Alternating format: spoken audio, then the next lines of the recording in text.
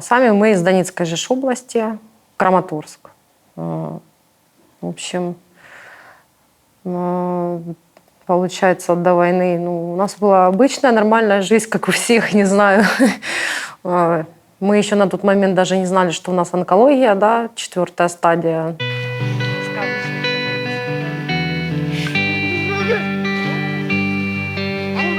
Давай ко мне. А вообще у нас... Я вообще мастер маникюра, да. У меня, в общем, была работа, в общем, любимое дело было свое. Я очень люблю животных. У меня как бы на тот момент было 3 собаки, 2 кота, крыса. Господи, чего настолько не было. Мой день начинался с того, что отводила детей в школу, да, у нас как бы параллельно мы и собачек выгуливаем, и в школу бежим. Один из детей у меня ходил на самбо, занимался. Когда началась война, конечно, все... Да у многих, в принципе, все рухнуло, да. Животик полный. Да, полный животик. Животик. Так, у меня тут целый котлет. Ой, спасибо. Какой хороший мальчик. Не жадный.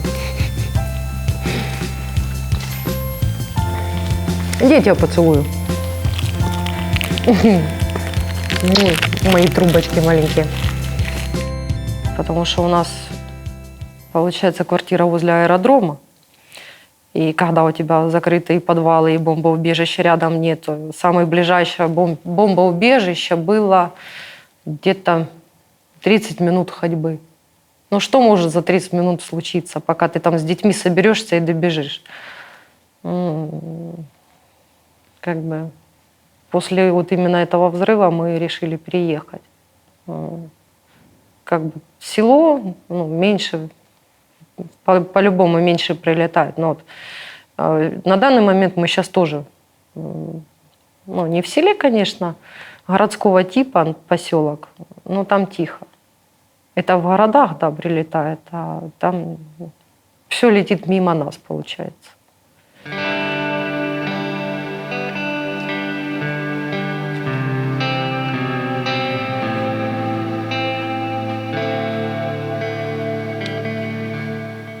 Вообще это все перед выходными случилось. Именно то, что у него начал живот именно расти так конкретно.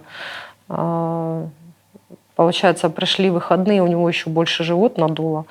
Я помню, что в понедельник я как раз созванивалась с нашим лечащим врачом, чтобы узнать, как можно попасть к ней на прием, да, приехать. Потому что ехать как бы далеко пришлось бы. В понедельник мы бы никак не успели на прием.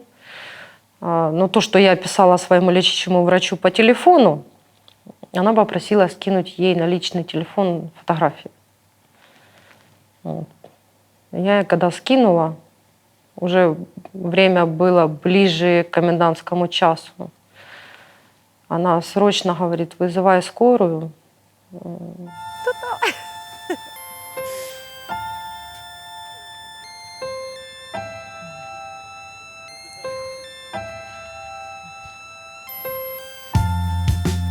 тебе понравилось, это веревочная. Единственное, что нам в тот день, когда нас забрали, сделали рентген в хирургии. Это вообще как бы взрослая больница. Потом нас с хирургии привезли в детскую. По-моему, на следующий день или через день нам сделали УЗИ. И как бы свое подозрение. 2 диагноза было. Один из них как раз точный был. Диагноз Вильямса, вот это вот. И дня, наверное, еще 3 мы находились в Краматорске в больнице. И они очень долго договаривались, куда они нас отправят с Краматорска. Сначала договаривались отправить нас на Днепр. Днепр отказался. Потом они нас собирались отправить на Львов. Через, наверное, часа два врач заходит, говорит, вы там сильно, говорит, не расслабляйтесь, вы, говорит, приедете в Львов, вы, говорит, сразу уедете за границу, говорит. Вы как бы не останетесь в Украине. А я что, как бы попала в больницу вообще спонтанно, получается. Остальные что дети остались дома. Я, ну, честно говоря, у меня на тот момент была истерика. Я уже после того, как услышала, какой у нас диагноз, у меня как бы там половина была уже в тумане. У меня была, конечно, конкретная истерика.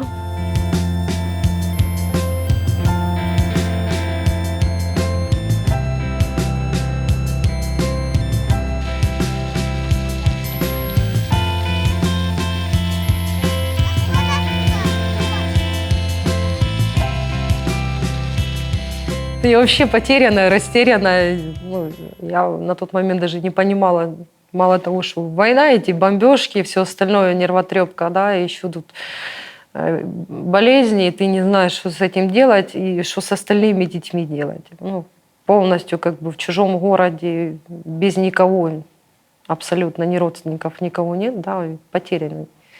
А тут еще тебя собирались за границу отправить, да, еще и неизвестно куда, то есть ты даже не знаешь. Когда у нас уже во Львове взяли полностью анализы, сделали нам КТ, МРТ, вот это вот все УЗИ, все остальное, вызвали у нас стекляшка. Аквариум, стекляшка мы его называли, там, где у нас все врачи всегда обсуждают, у кого какой диагноз и все остальное, да, собираются. Нас вызывают в эту стекляшку и обсуждают с родителями наше дальнейшее там лечение. И когда меня вызвали туда, мне сразу сказали, что я никуда не доеду, не успею. Если нам надо было лечиться, то лечиться еще как минимум года пол назад надо было начинать. Что у нас именно 4-я стадия, метастазы везде, в общем. Ну, опять у меня истерика, все в тумане, конечно, после этого. Тяжело, конечно, себя в руки взять после такого.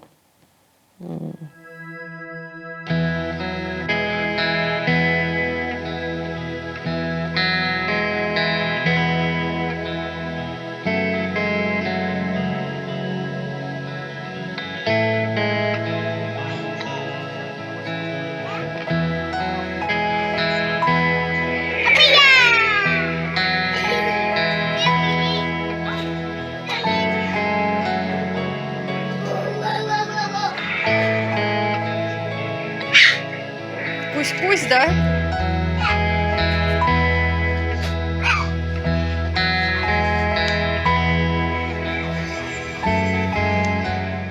В общем, остались мы во Львове лечиться.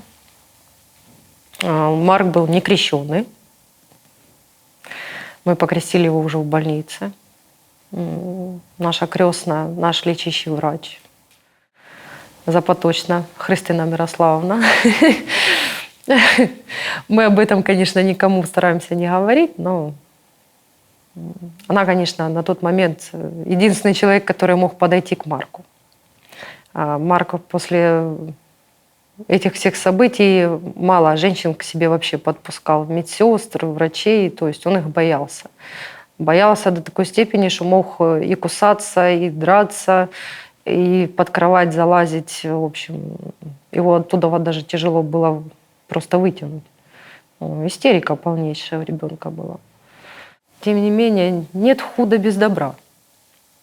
Ну, как бы где-то, да, очень плохо было. Не без того, конечно, что посидеть, конечно, в подушку поплакать, там, истерика, да, там, день-два максимум. Но потом-то тебя надо брать в руки. По-любому надо брать. Как бы и стараешься ребенку, да, не показывать это все. То есть вышел с отделения, поплакал там, посидел, выдохнул, зашел, ну, чтобы ребенок не видел этого всего. Как бы там, ну, у нас все родители это делают. 80-й был наш домик. Тут, я уже честно не помню, какой-то из них. Пойдем все? М? Пойдем. Пойдем туда. Получается, на следующий день после того, как мы попали в больницу, нам как раз наши же врачи, да, могли оформить моих детей в церковь, протестантская, по-моему, если я не ошибаюсь, церковь. Там много было беженцев, как бы из Краматорска тоже, ну, с Донецкой области принимали, да. Но именно моим детям там выделили комнату. У них было 2 кровати двухъярусные в этой комнате, туалет, душ отдельно. Единственное, 3-разовое питание у них было. Единственное, что столовая просто внизу была. И помимо этого у них там еще отдельно мини-кухонька, если, допустим, захотели, там пошли себе бутерброды сделали, кофе, чай. Вот. И у меня дети прожили там, ну, может, месяц-полтора точно. Снимать дом, квартиру мы на тот момент не могли, потому что даже с тем, что мы ВПО оформили, мы ВПО не видели на тот момент 5 месяцев. 5 месяцев, и что ты не делай, хоть горячая линия, хоть не горячая линия, обращаешься, оно все бесполезно, у нас ничего не работает. У нас единственная, наверное, система, которая работает в нашей стране, это коррупция. Вот это вот единственное, наверное, что у нас работает. А так даже на горячей линии у нас ничего не добьешься. Получается, выплатили нам за несколько месяцев полностью в одной сумме ВПО. Мне по телефону ссылаются на Краматорск. Краматорск причем здесь? Причем здесь инвалид? Да. Подождите, с января месяца мы 3 месяца не видели его выплату. В прошлом месяце нам ее выплатили. Сейчас опять ее заблокировали. Вы издеваетесь? Мы теперь будем знакомиться с другой стороны. Вот этот мальчик известный более 20 стран. У нас будет каждый раз новые журналисты приезжать. С другой стороны выбирайте, как вы хотите. Марк, посиди.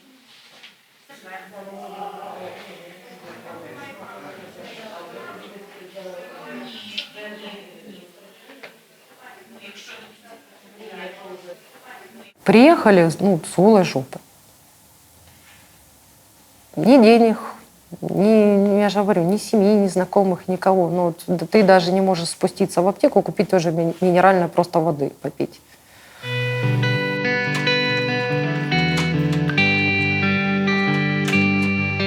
Спальні місця, тут холодильник у нас. Тут можете розкласти свої речі. Тут у нас є вішачки, там ванна ваша, це окрема для вас ванна. Так, сказала, гарна робота, цілий день балитися. Каждые 3 месяца у нас обследование, мы постоянно мотаемся по больницам, ежемесячно мы сдаем анализы. К больнице мы постоянно привязаны. Честно говоря, если бы вот так вот платили бы, да, вот выплаты вот эти вот без задержек, без всего остального, как бы, да, можно было бы остаться здесь. Я бы хотела бы остаться здесь, поближе к больнице. Я, честно говоря, вот сейчас живем, да, вот в Петропавловке. Туда ехать, я не знаю, в больницу с оттуда, это надо нанимать машину. Та больница, которая рядом с нами находится, там половина врачей даже нет. Там сейчас сделали больше как военный госпиталь. Да, там как бы больше военные, больше взрослые как бы лечатся. А если, допустим, нужен детский врач, то тебе надо вообще в другой город ехать. Как бы, ну, минут, наверное, 40 езды точно.